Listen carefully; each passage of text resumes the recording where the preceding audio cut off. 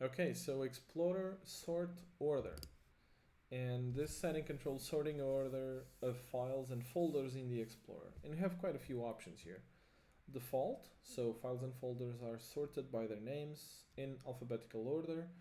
However, folders are displayed before files, which is my preferred setting. Then you have files first, so it's the opposite of that.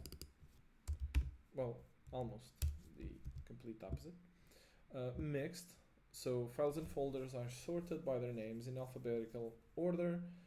Files are interwoven with folders. To me, this is very weird. Modified, which is it's gonna order by the modified date. And type, which is going to order by type, meaning by extension, which is also kind of weird.